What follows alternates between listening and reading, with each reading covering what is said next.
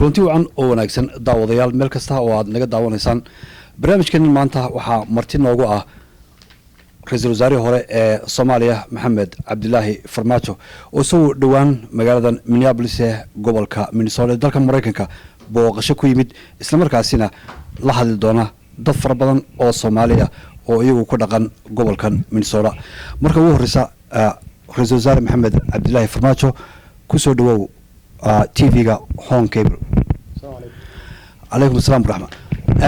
هدي دين على سؤالها أن أقول له محمد عبد الله أن هل كم عادت من الدول ضمن الصومالية اللي هذا الشيء وقبل كان مستورد كلام هذا منيابلس مركا وما حي فرين تربطه أما دنبالك الصومالية أصله عاد جرسيس حرب تاني هذا الشيء تدك الصومالية. بسم الله الرحمن الرحيم. هورتا وحان آدي أدو فرح سنة هاي سيدة شرفت له و wanaaga leh community-ga reer Minnesota ay noo soo dhaweeyeen aniga wafdigayga waxaan ku dooranay magaaladan waa magaalo Soomaali ay aad u degan tahay oo waliba lagu tilmaamo in ilaa 70,000 ay degan yihiin ama magaalada ugu Soomaaliyeed dadka badan inay tahay North America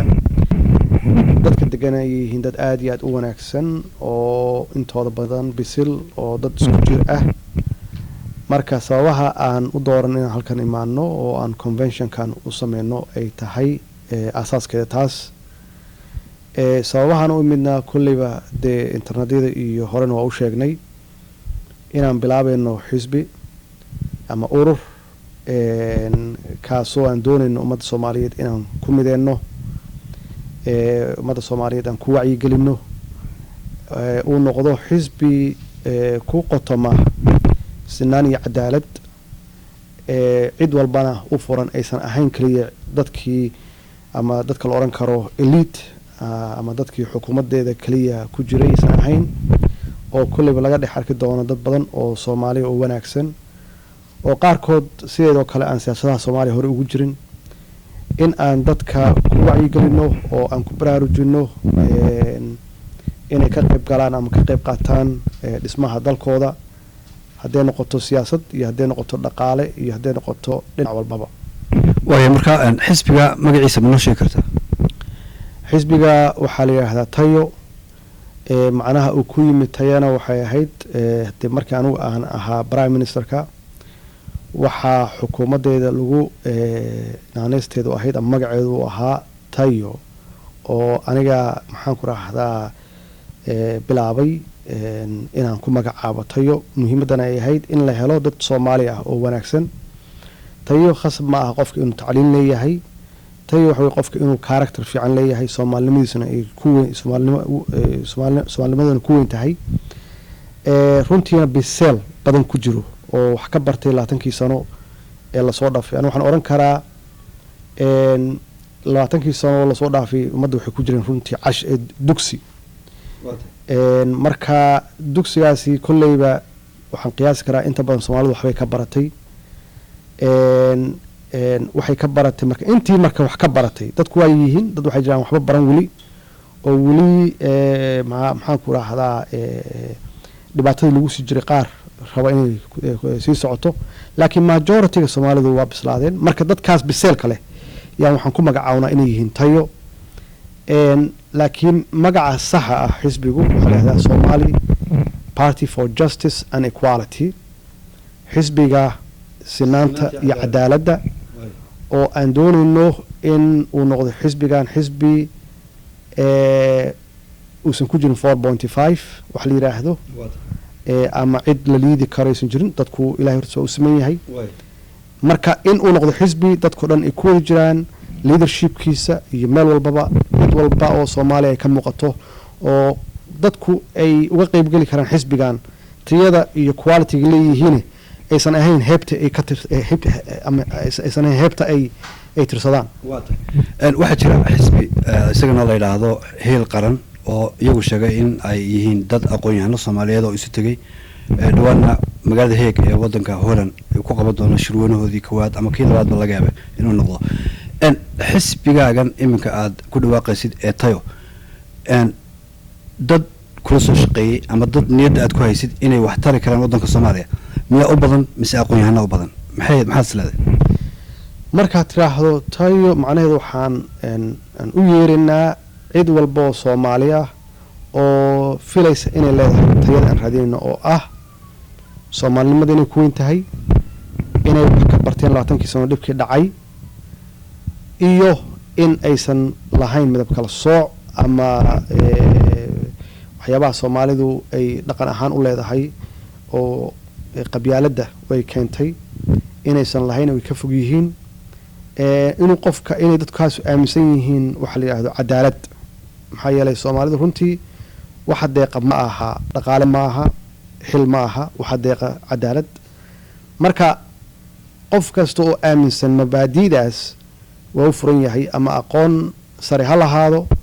ama aqoon hoose ha lahaado aqoontu waa fiican tahay oo waa marka qofku isku darsado aqoontii iyo intii kala biseelkii kala loo baahnaa waa wanaagsan tahay laakiin haddee sometimes waxaad arkaysaa qof isku sheegaya aqoon-yahan laakiin weli biseelkii aan gaarin annaga aan raadinaynay marka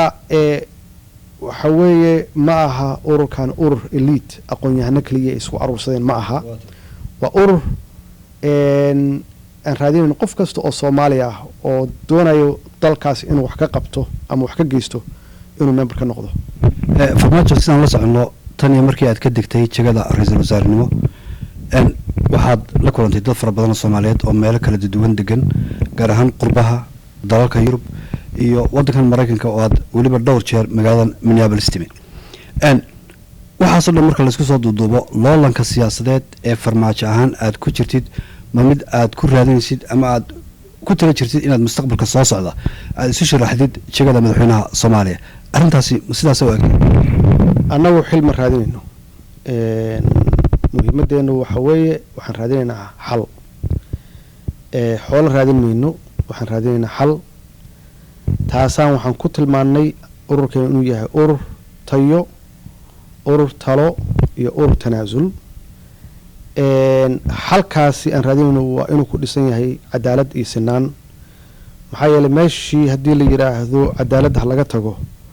xal lama helayo waxaan xasuustaa markii la yiri 4.5 ka la sameeyay yaa dad badan waxay keeneen hadal ah xaq ma ahayne xal iyo ahaa xal ma imaan karo iyadoo xaqi laga hadlin maxaa yeelay waxa hadii mar cadaalad xumo ay ku bilowdaan oo xaq darro ku bilowdaan xal ma keenayso xalku wuxuu yimaadaa markii laga saaro wax alla wixii individual interest ah shakhsi wuxuu raadinayo xalku wuxuu yimaadaa markii la isla arko danta guud in ay dadka wada dhaxayso si qof walba dantiisa gaarka uga helo laakiin haddii la hormariyo dan gaar dan guud imaan mayso marka annagu xil ma raadinayno waxaan raadinaynaa sidii Soomaaliya xal loogu heli lahaa dhibaatada ay ku jirtaan looga saari lahaa loo raadin lahaa dadka wanaagsan oo intooda badan hadda godad ku jira si aan uga soo saarno godadkaasi ay u soo baxaan oo dalkoodii iyo dadkoodii ay wax ugu qabtaan xisbigan tayo maadaama adigu aad aasaastay gudoomiyaha adiga Soomaa kullayba caawal ogaan doona insha Allah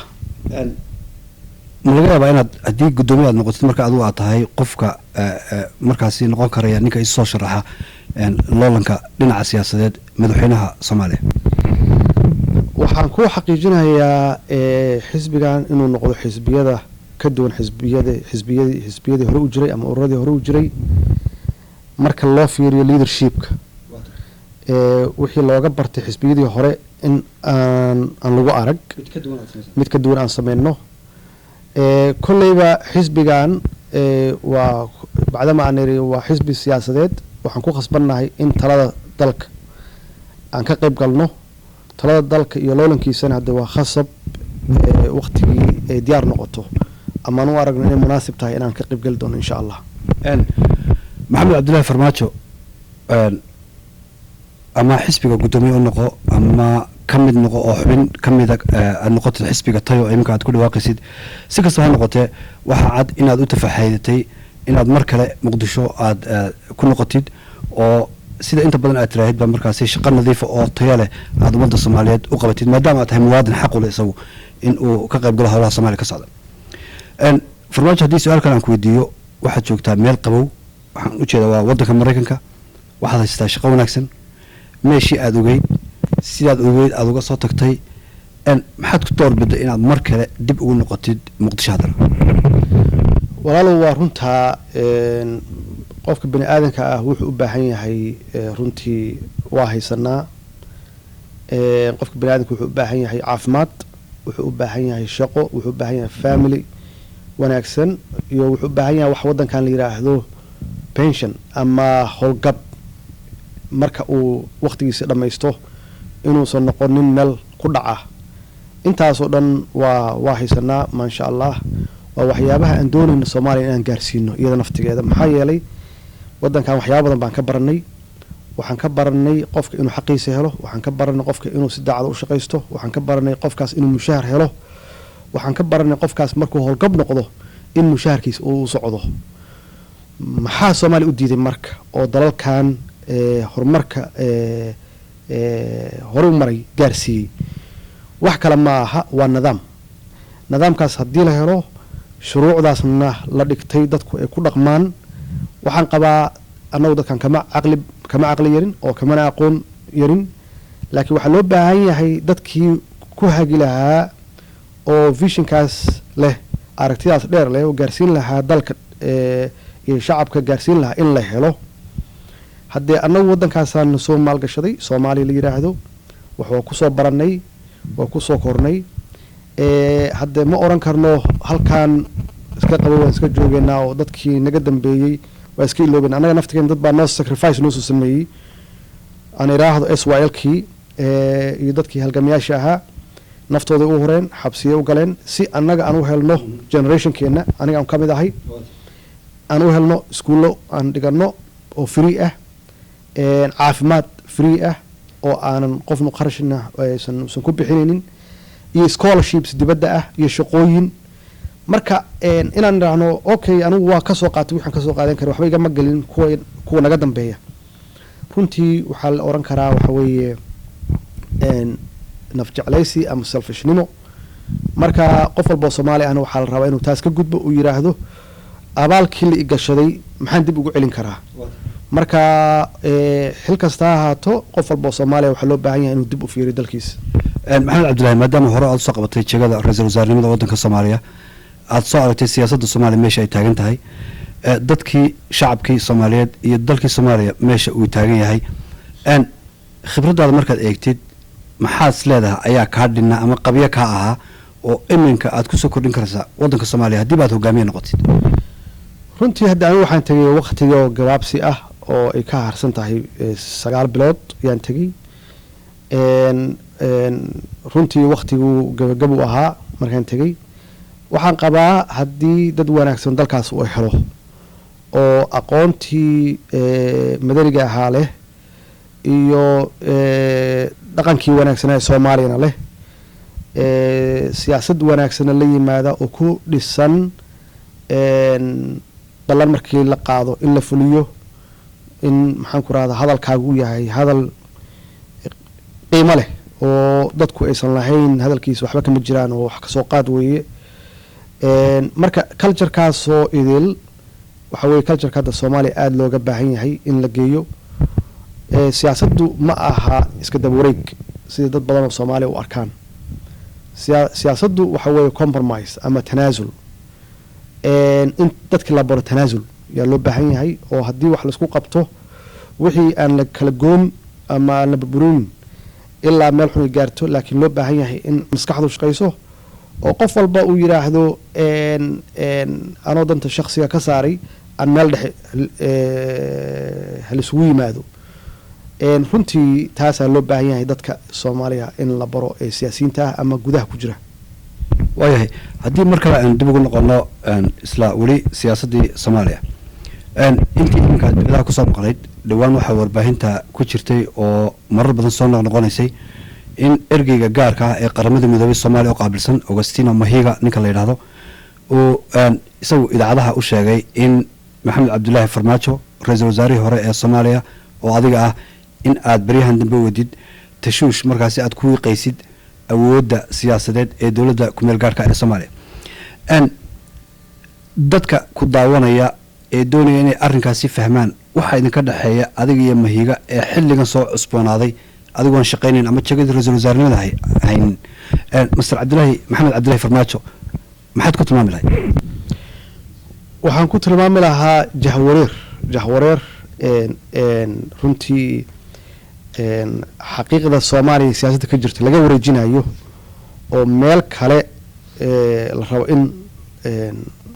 loo waciyo oo loo tuso. anigu waxaan joogaa maraykanka, siyaasadda soomaaliya kuma jiro, waana kasoo tegey. haddii aan rabo inaan dhibaato ka sameeyo siyaasadda anuu awood lahan ka sameyn karay. sidaan uga soo tegay soomaaliduna waa wada og tahay oo ma aha wax aan ku celcelinayo inaan sameeyey tanaasul dadkii oo weli ii arka inaan ahaa nin maaragta u shaqeynaya ama danahooda eegaya, in maxaan ku yidhaahdaa aan ku gorgortamay in tiimkii uu sii shaqeeyo. marka hadalkaasi hadal kolleyba aan oran karo nin mas-uulah uu ku hadlo, hadalkaasi hadal ma aha. laakiin meesha ii muuqato waxay tahay in mahiga uu isaga kolleyba ku fashilay shaqadii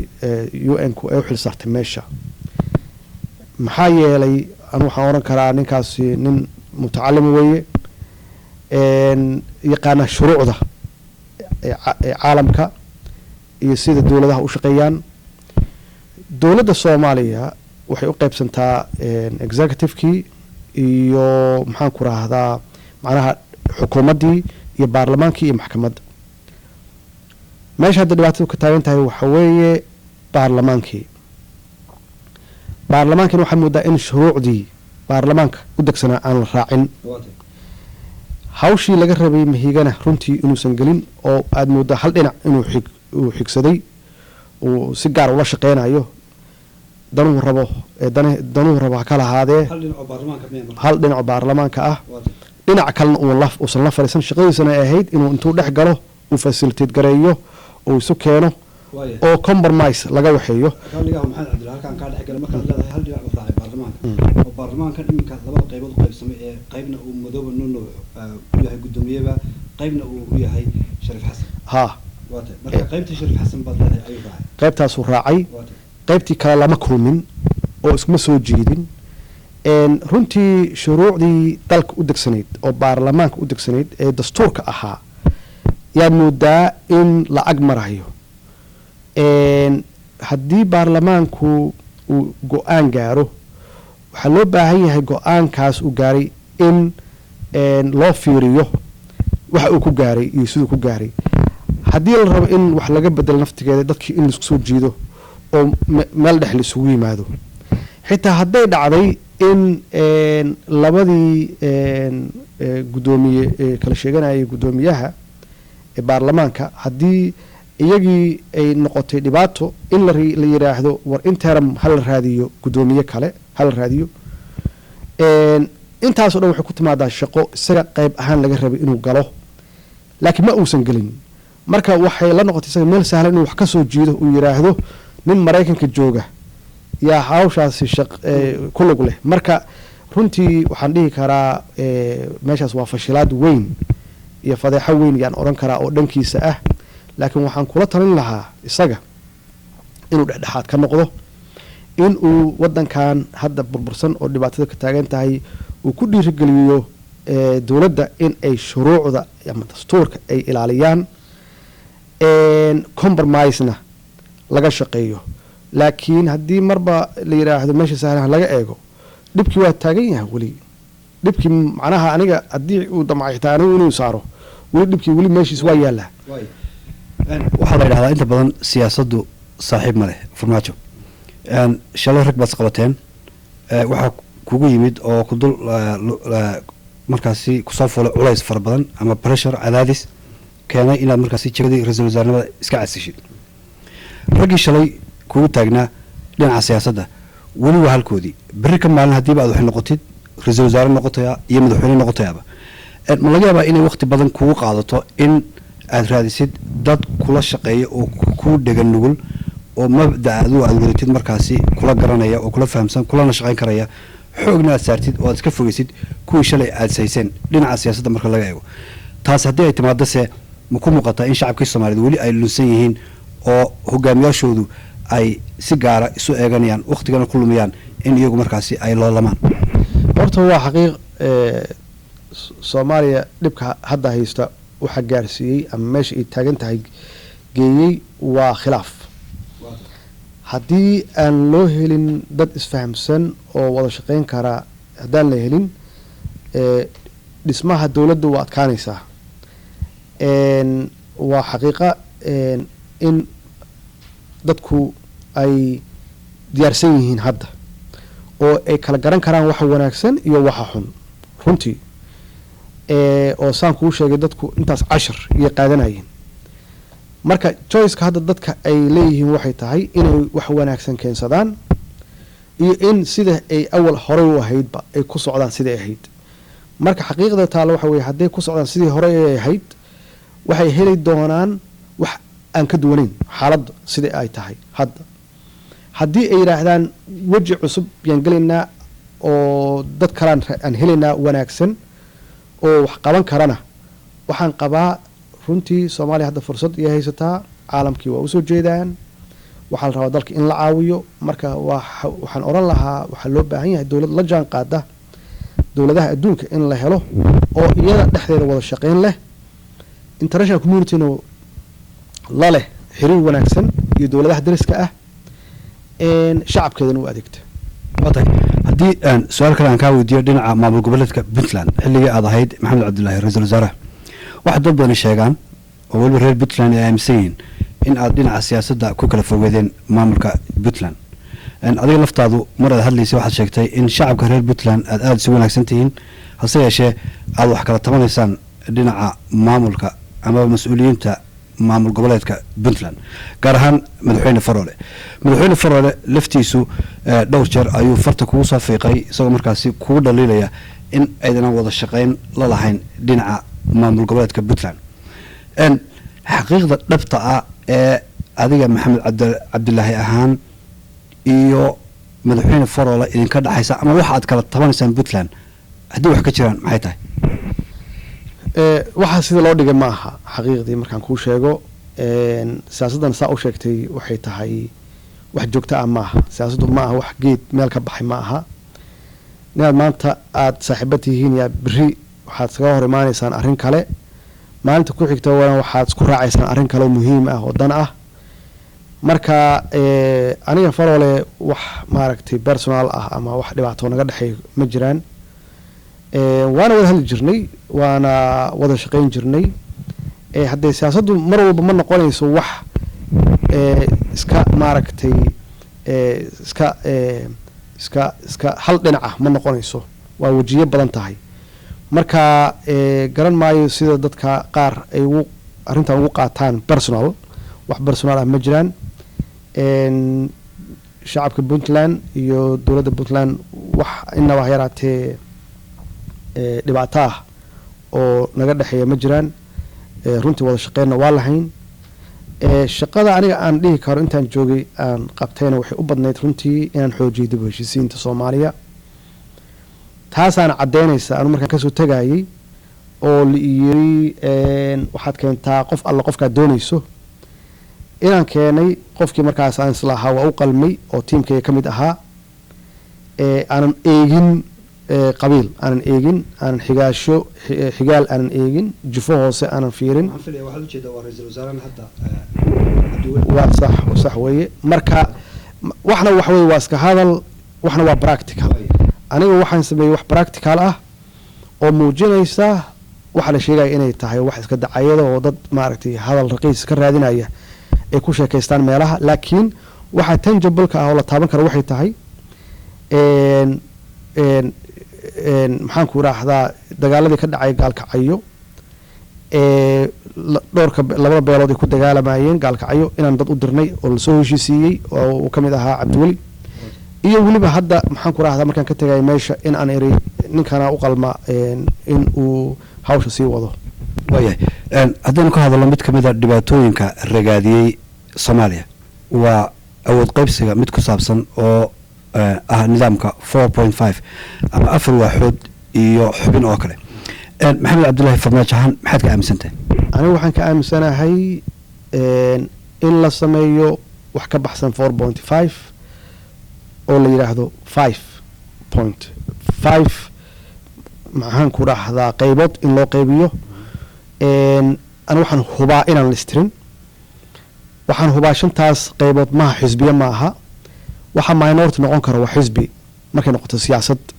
laakiin siyaasad shacab ma noqon karaan minority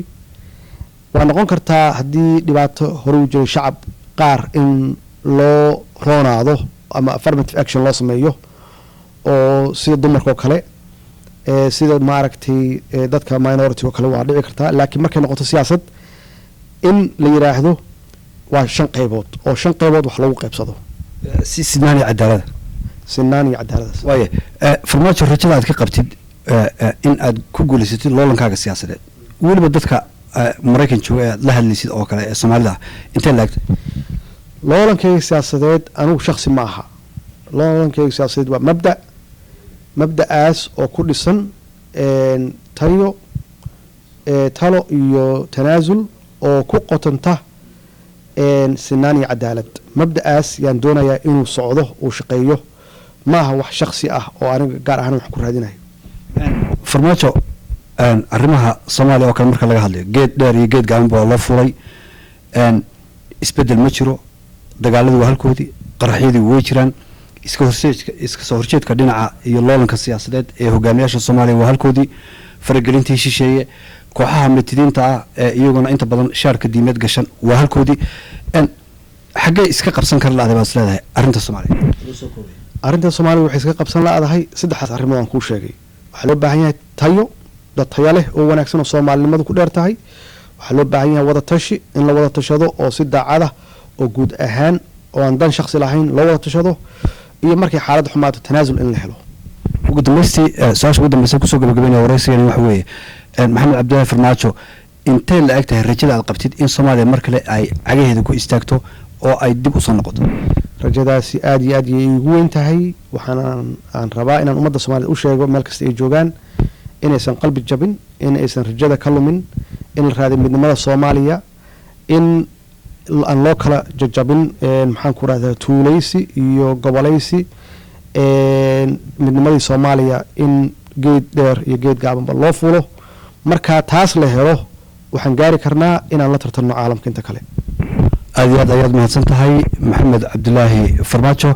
waa hagaag daawadayaal intaasi ayaan kusoo koobaya waraysigii aan la yeeshay maxamed cabdilaahi farmaajo oo isagu booqasho ku yimid gobolka minnesota gaar ahaan magaalada minneapolis isaga oo la kulmi doona markaasi dad fara badan oo soomaaliyeed oo deegaankan ku nool tan iyo kulankeena dambe waa cali cabdi xaraaye oo dhammaantiin ba idinkaga tegaya sidaa iyo nabad gelyo